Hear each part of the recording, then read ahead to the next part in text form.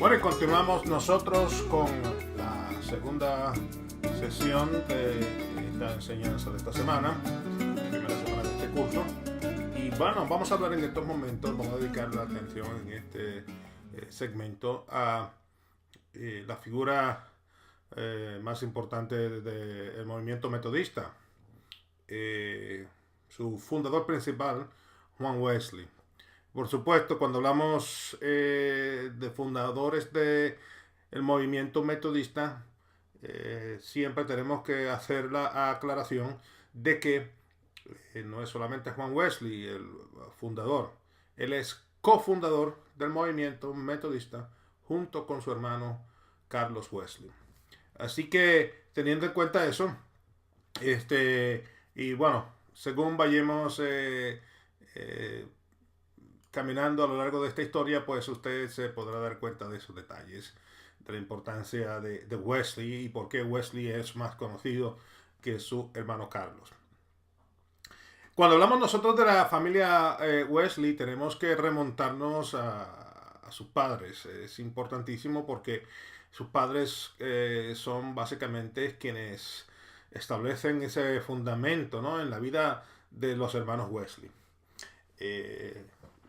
Samuel Wesley era un sacerdote anglicano en la ciudad de Epworth, en Inglaterra, y además de ser el pastor y un ministro ordenado en la iglesia de Inglaterra, también Samuel fue poeta y escritor.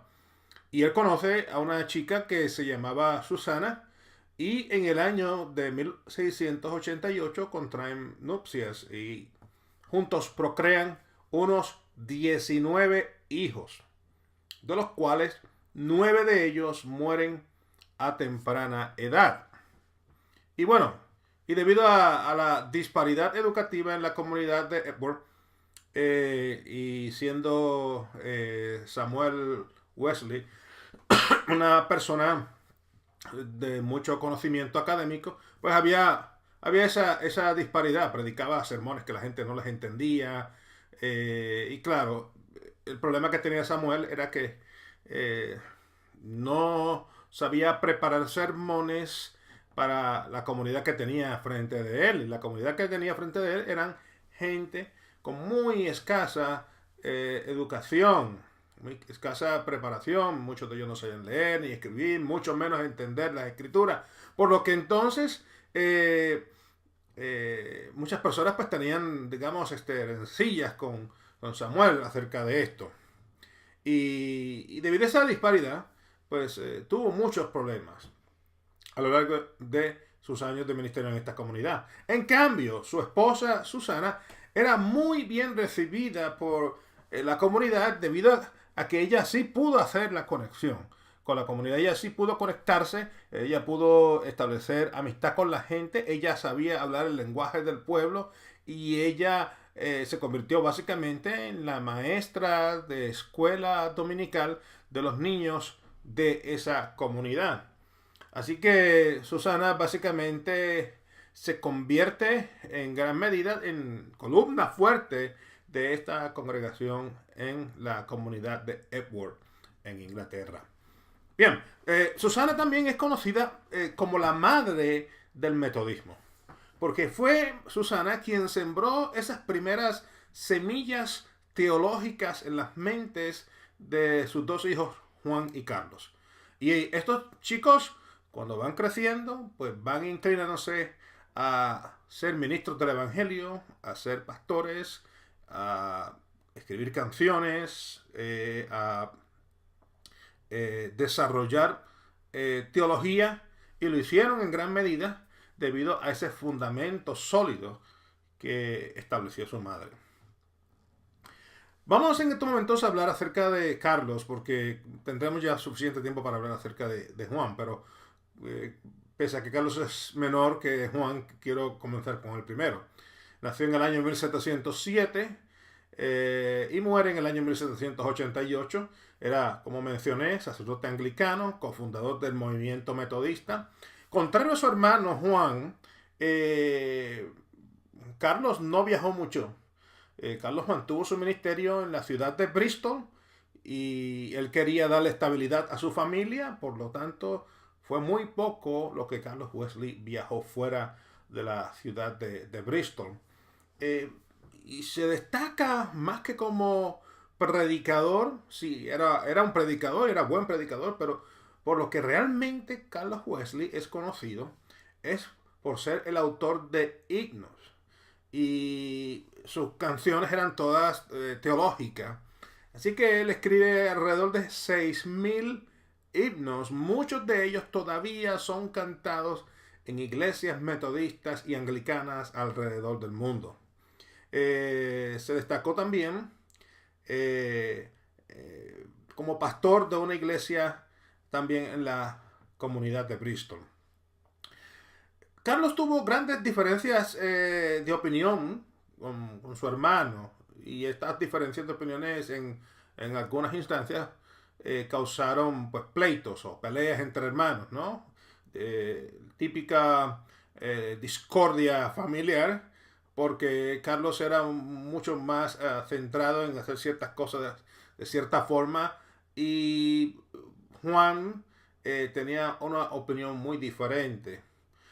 Las dos diferencias más conocidas entre Carlos y Juan Wesley fue, por ejemplo, la de mantener el movimiento metodista afiliado a la Iglesia de Inglaterra, y la segunda gran discrepancia que tuvieron fue acerca de el matrimonio de Juan Wesley.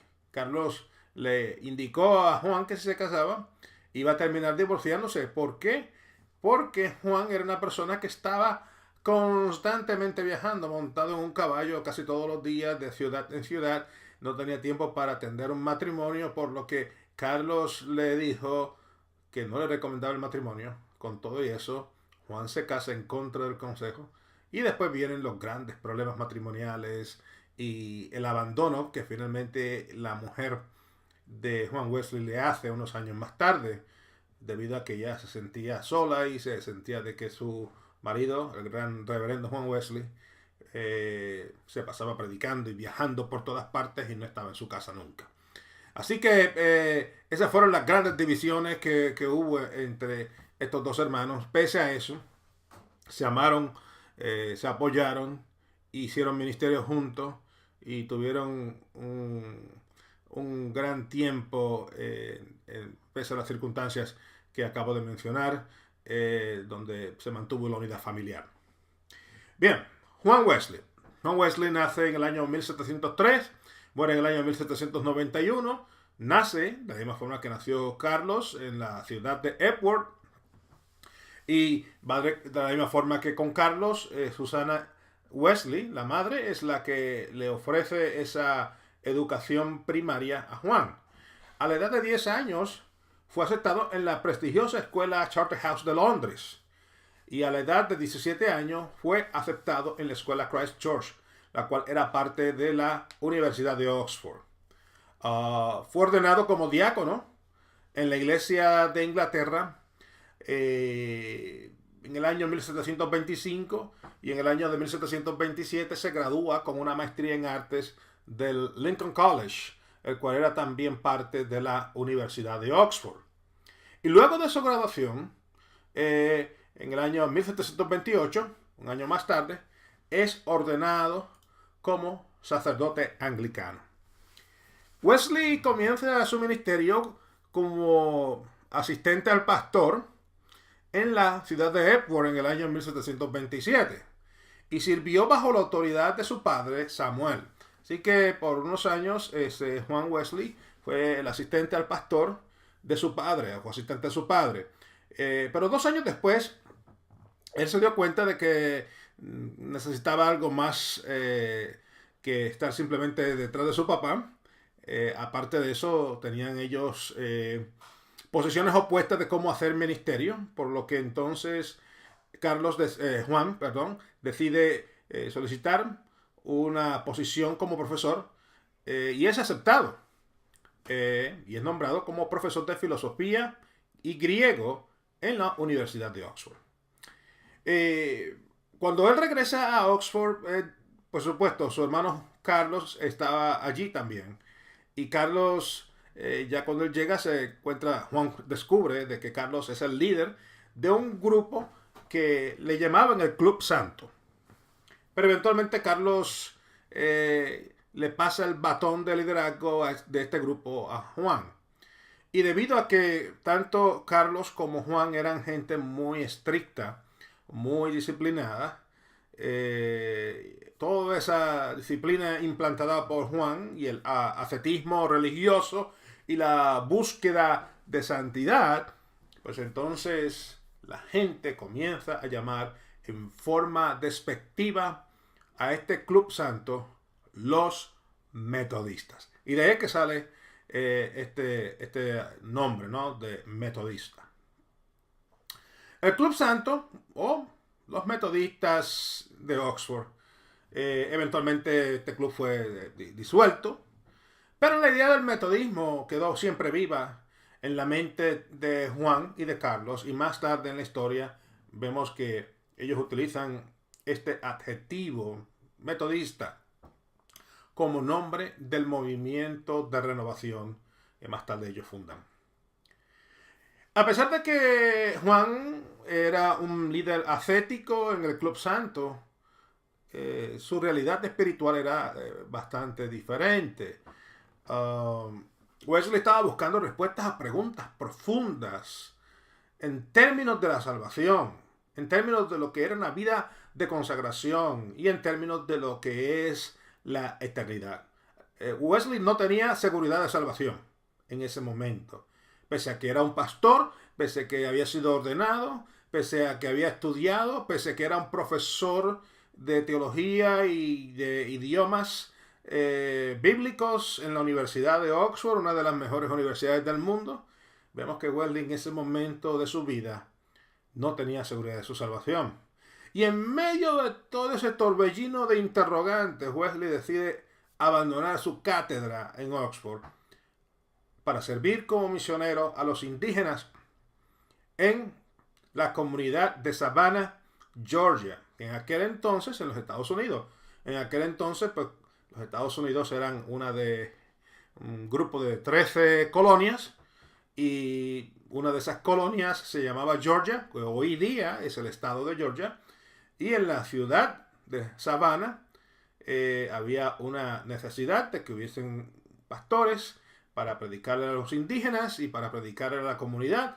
Por lo tanto, tanto Carlos como Juan deciden aceptar este desafío de ir a predicar la palabra del Señor a los indígenas en Savannah, Georgia, en el año 1735. Pero en realidad la razón por la que Juan Wesley se va de su cómodo asiento en la Universidad de Oxford era porque él estaba pasando por una crisis espiritual y pensaba que yendo a un lugar diferente quizás iba a recibir respuestas a todas estas interrogantes. Juan Wesley sube a un barco, porque en aquellos tiempos por supuesto no habían aviones, y en ese barco que va en dirección hacia Norteamérica, pues también descubre él de que hay otras personas religiosas que están en el barco. Pero estas personas no eran anglicanas, eran de un grupo alemán conocido como los moravos.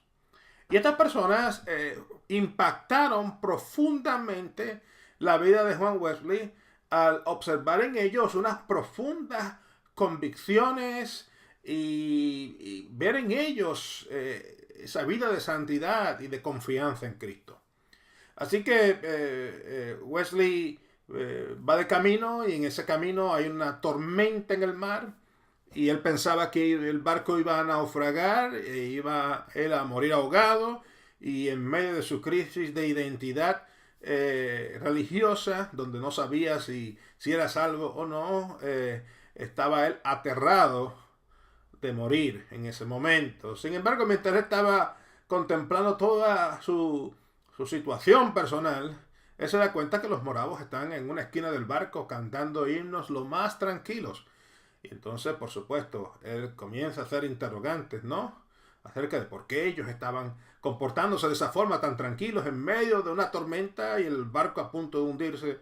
Y ellos dijeron que ellos tenían la seguridad de salvación, y que si en ese momento el barco se hundía y ellos partían a la eternidad, ellos estaban completamente en la certeza de que iban a estar en la presencia del Señor. Y esto causó en la mente de Wesley una cantidad inmensa de preguntas, y a la misma vez deseaba él poder tener más contacto con este tipo de personas. Bueno, llega finalmente Wesley a las costas de Norteamérica, particularmente a la comunidad de Savannah, Georgia, y allí él establece grupos pequeños o grupos de células, ¿no? Lo que conocemos hoy como grupos de células, en su iglesia, resultando en que esta congregación comienza a tener un magnífico crecimiento numérico. Pero pese al éxito pastoral que había tenido allí en Savannah, su mente estaba con esa interrogante de si él era salvo o no, causándoles episodios de depresión. Y aparte de eso, él se enamora de una joven, la cual sus padres le prohíben a ella que se case con él, y terminan finalmente separándose. Y todo esto los lleva a sentirse emocionalmente derrotado, y debido a eso regresa a Inglaterra pensando que ya no tenía futuro ni como misionero ni como sacerdote. Así que apesadumbrado y derrotado, Wesley decide regresar a el Reino Unido, a Inglaterra, en el año 1737. De regreso a Inglaterra, Wesley conoce a un líder del grupo de los moravos que se llamaba Peter Boiler. Y esta persona fue usada por Dios en una forma poderosísima para traer luz a la oscura vida espiritual de Juan Wesley. Boiler convence a Wesley de la enseñanza luterana de que la salvación es solamente por fe. Y a pesar de Wesley entender y aceptar este concepto paulino de la salvación por la fe, él no sentía nada dentro de su corazón. Él no se sentía salvo. Y en una ocasión Wesley le dice a Peter Boiler: ¿cómo puedo predicar de la salvación por la fe si yo no la siento? A lo que Boiler le dice: predícala hasta que la sientas. Y bueno, por mucho tiempo eso fue lo que Juan Wesley hizo. Predicó acerca de la salvación pese a que él no sentía en su vida personal la salvación. Pero él lo que hizo también fue que semanalmente iba a las reuniones de los moravos para estudiar las escrituras y poder entender un poco más este concepto de la salvación. Pero el 24 de mayo de 1738, mientras Juan Wesley participaba en un estudio bíblico entre los moravos en un edificio que se encontraba en aquel entonces en la calle Aldersgate, en Londres, el Espíritu Santo desciende a su vida, produciendo la seguridad de salvación que él tanto anhelaba experimentar. En ese momento él se encontraba leyendo un comentario del libro de los Romanos que había escrito Martín Lutero. Y mientras él leía este comentario acerca de la carta del apóstol Pablo a los Romanos, Wesley comienza a sentir ese ardor por dentro que básicamente lo lleva a él a experimentar esa salvación que tanto él anhelaba experimentar. Y a partir de ese momento, de esa experiencia espiritual en la cual él lo describe como un ardor interno, Wesley cambia, su vida cambia, su ministerio cambia. Y a partir de ese momento es que el Juan Wesley que todo el mundo conoce hoy surge. Así que la experiencia de Aldersgate fue algo extraordinario. No solamente la vida personal de Juan Wesley, pero digamos en lo que a partir de ese momento ocurriría en el futuro. Porque Aldersgate se convierte en la piedra angular del movimiento metodista. Y luego de esta experiencia, Wesley permanece por un periodo de casi 2 años junto con los moravos. Y durante este tiempo, pues Juan Wesley visitó a Alemania para aprender más acerca del movimiento moravo. Estableció una sociedad en la calle Fetter Lane, en Londres.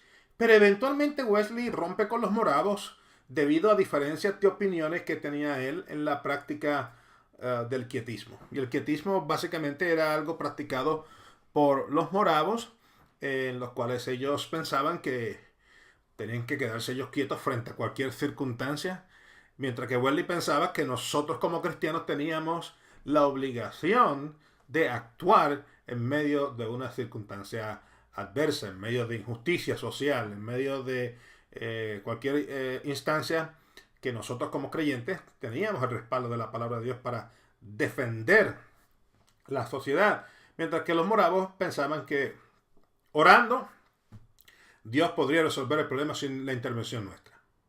Y ahí es que él, pues entonces, rompe con el movimiento de los moravos.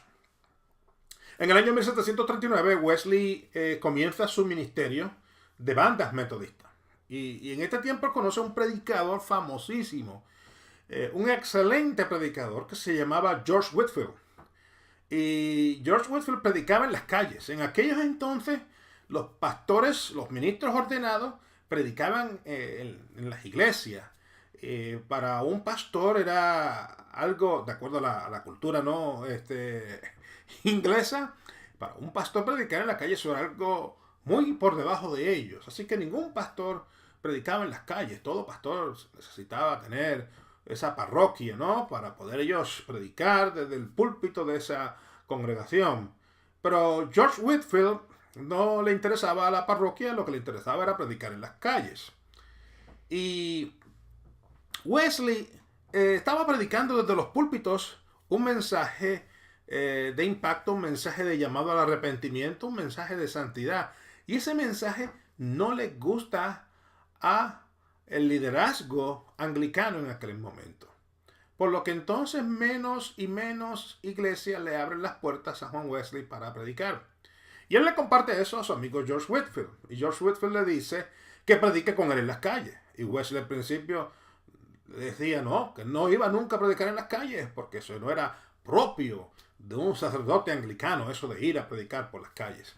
Pero mientras menos oportunidades él tenía para predicar, y ese fuego, ese deseo de predicar la palabra de Dios estaba ahí tan profundo, quemándolo por dentro, que él decide entonces salir. Se ve forzado eventualmente a hacer este asunto de predicar en las calles. Y el movimiento metodista nace justamente de esa forma. Nace como un movimiento de predicación en las calles. Entre las diferencias de opinión entre Wesley y la iglesia de Inglaterra estaba el hecho de que los clérigos anglicanos no llamaban al pueblo al arrepentimiento. Wesley predicaba arrepentimiento y vida de santidad. También Wesley lo que hizo era algo que normalmente la iglesia de Inglaterra no recomendaba ni hacía, y era enviar predicadores callejeros, quienes no eran ordenados a hacer el trabajo de evangelismo. Entonces Wesley lo que hacía es que entrenaba a estas personas, y estas personas salían a hacer el trabajo de evangelización en las comunidades. Pero la iglesia, el liderazgo de la iglesia anglicana estaba opuesto tenazmente a eso, lo cual le causó grandes problemas. Y Wesley, como era una persona muy metódica, y él quería que la gente no solamente se convirtiese al Señor, él quería que la gente tuviese un proceso de discipulado. Él organiza el movimiento metodista en 3 grupos. Lo organiza en lo que se conoce como clases, bandas y sociedades, a fin de poder entonces traer un discipulado disciplinado. Y eso es lo que él hace durante sus años de ministerio. Así que, ¿qué eran las sociedades metodistas? Bueno, las sociedades metodistas es lo que hoy día es una iglesia. De hecho, aquí en España no usamos ese término, pero fuera de España, en casi todas partes del mundo, cuando se hacen asambleas en congregaciones o en la conferencia anual, el nombre que se utiliza es sociedad. Por ejemplo, la Comunidad Cristiana Luz y Vida en Rivas Vacia, Madrid, en términos de lo que es la Iglesia Metodista Libre, y no solamente la Iglesia Metodista Libre, pero la Iglesia Metodista Unida también utiliza el mismo concepto, que es, en términos oficiales en un momento de una conferencia anual, o en términos de una asamblea anual, ya no se llama iglesia, sino una sociedad. Y estos grupos, estas sociedades que Wesley establece, eran grupos de alrededor de 50 personas. Y se reunían con el fin de cantar himnos, de escuchar predicaciones, palabras de exhortación, testimonios. Y quienes dirigían estas sociedades eran a veces ministros ordenados, eran clérigos a veces, o sencillamente habían instancias en las que habían líderes laicos que no eran ordenados, quienes dirigían estas sociedades, pero lo hacían bajo la supervisión de un clérigo.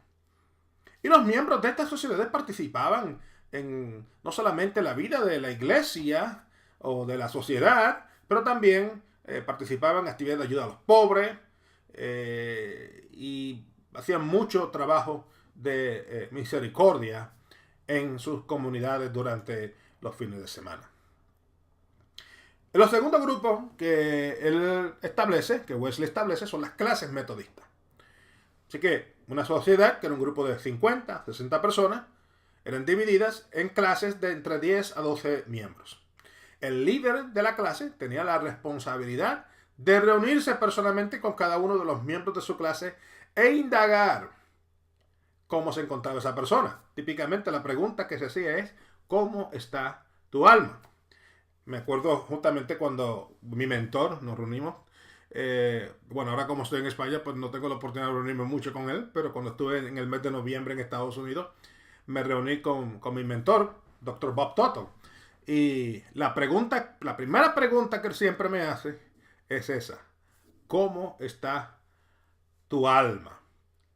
Y es importante de que nosotros, porque cuando es una pregunta profunda, ¿cómo está tu alma?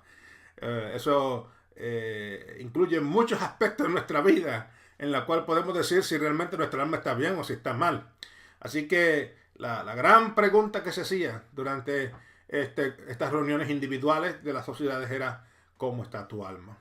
Durante las clases se cantaba, también se testificaba, y el enfoque principal de las clases era el de hacer cambios de comportamiento en sus miembros de una vida de pecado a una vida de santidad.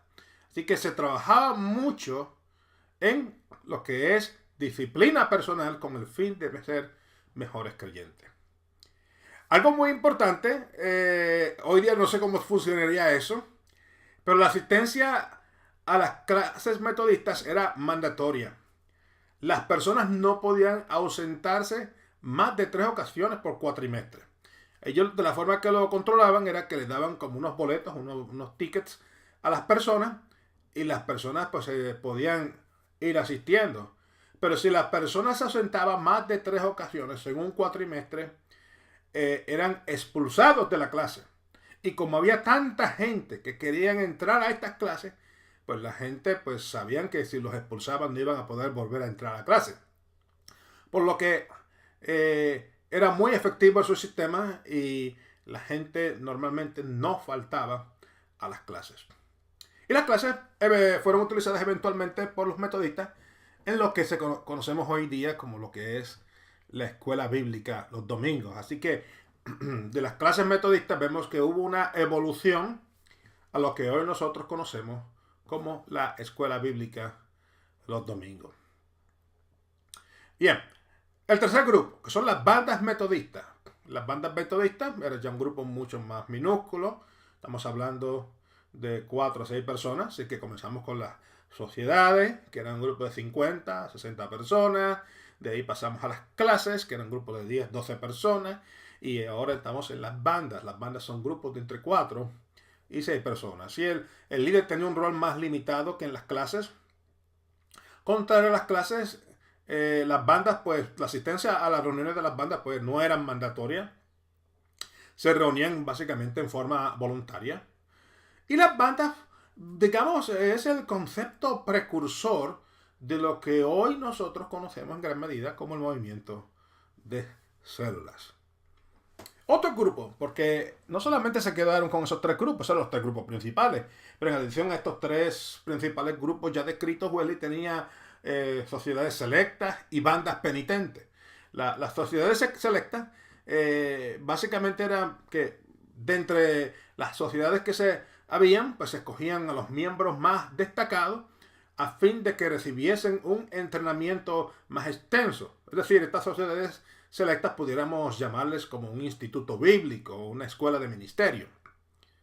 Y las bandas penitentes eran unas bandas o grupos de personas quienes tenían serios problemas. Personas, por ejemplo, que tenían problemas de alcoholismo o problemas de adulterio. Y estas bandas penitentes, digamos que se convirtieron en grupos de apoyo. Algo así parecido como los alcohólicos anónimos u otro tipo de organización de apoyo para gente que están con problemas de adicciones. Pues eso es lo que es una banda penitente. Y teniendo todo eso, todo ese proceso de trabajo con la gente, Wesley se aseguró de que las personas que aceptaban a Jesucristo tenían un proceso de seguimiento o un proceso de discipulado, y era por eso que las conversiones a través del ministerio de Wesley, la gente casi siempre permanecían en el Señor y no se apartaban. En el caso de Whitefield, pues la historia fue muy diferente. Juan Wesley y George Whitefield, o Jorge Whitefield, fueron grandes amigos, pese a que ellos tenían grandes diferencias teológicas.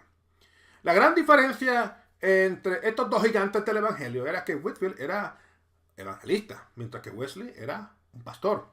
Y debido a esto, Whitefield le encargaba a Wesley los discípulos de sus convertidos, el discipulado de sus convertidos. Y aquellos que él no podía encargarlos, pues sencillamente terminaban apartándose. Tuvieron también otros desacuerdos en términos teológicos. Por ejemplo, George Whitefield, tenía un desacuerdo en cuanto a lo que es la salvación. Porque Whitefield era calvinista y Wesley era arminiano.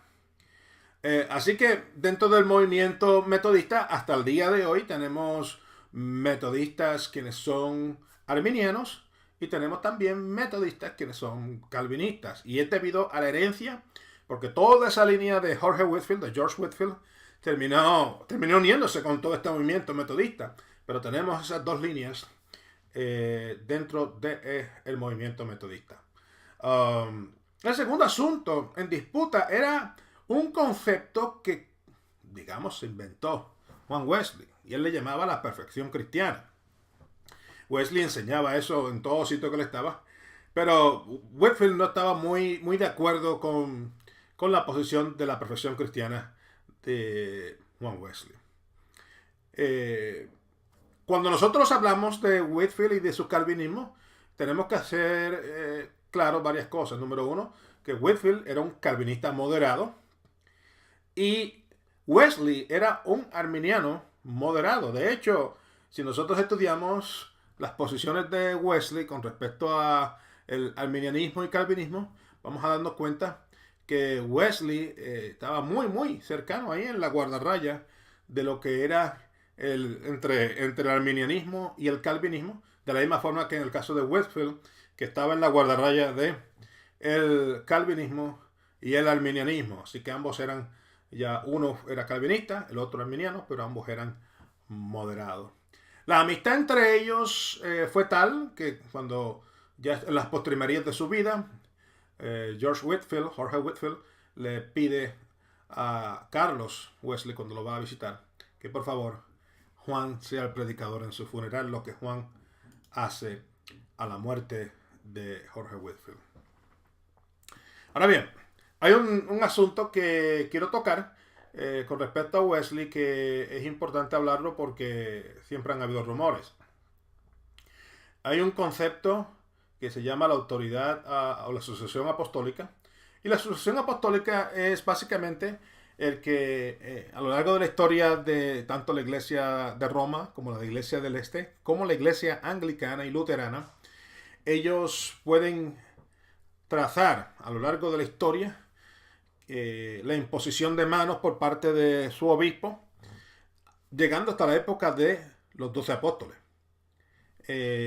Y esto es algo que quizás para nosotros en el día de hoy no es importante, pero para muchos cristianos y especialmente gente que pertenecen a iglesias como anglicana o católica romana o ortodoxa griega, es algo que es sumamente importante, y es que estos pastores han sido ordenados por alguien que cuando se va hacia atrás en la historia están conectados. Se puede llegar básicamente a ese árbol genealógico de ordenación, por así llamarle de alguna forma, se convierte en que llegan hasta la época de los apóstoles.